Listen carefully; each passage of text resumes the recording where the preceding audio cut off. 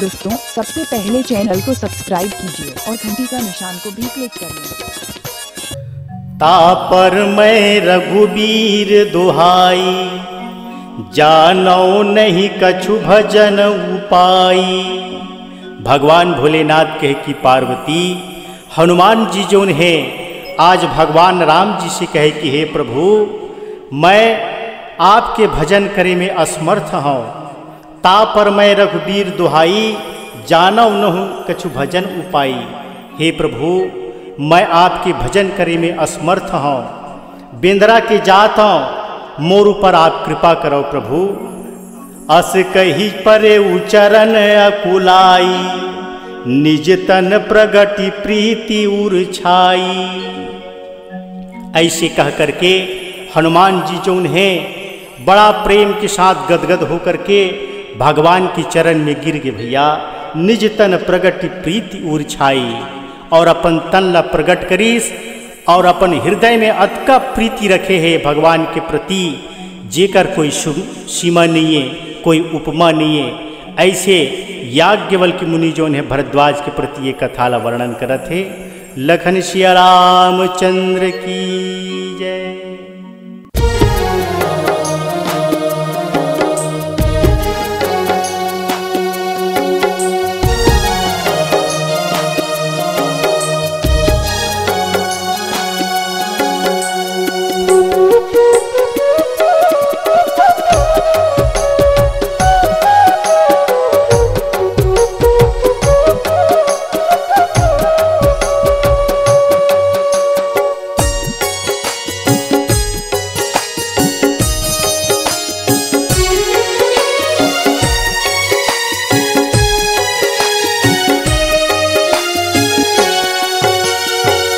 गालो भैया राम राम, गालो दीदी सीताराम। गालो भैया राम राम, गालो दीदी सीताराम। कौन जाने कौन बेरा में हो, कौन जाने कौन बेरा में छूट जाएगा ये परान। गालो भैया राम राम, गालो दीदी सीताराम। गालो भैया राम राम, गालो दीदी सीताराम।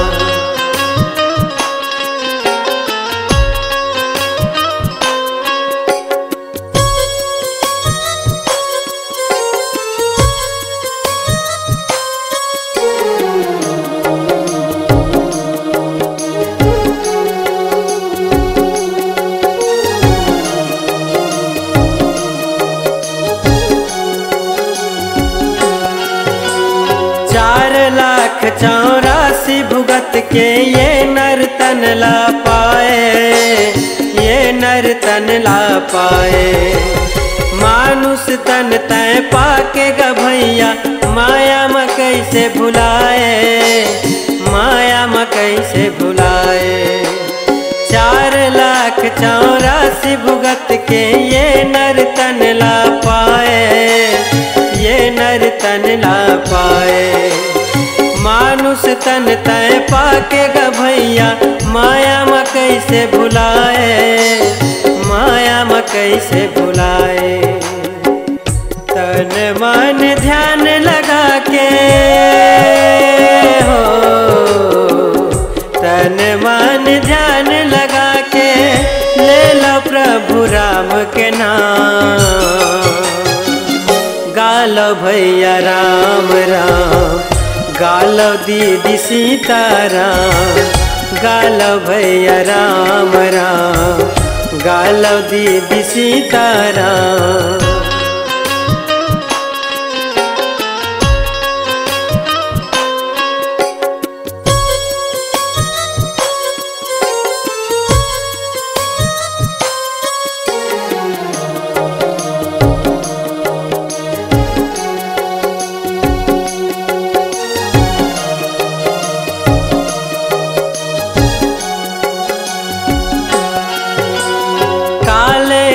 तय आएगा जग में, काले के तय जावे, काले काले के तय जावे। जैसन करनी करबे ग भैया वैसन फल तय पावे, वैसन फल तय पावे। काले के तय आएगा जग में, काले के तय जावे, काले के तय जावे। जैसन करनी करबे ग भैया वैसन फल तय पावे, वैसन फल तय पावे।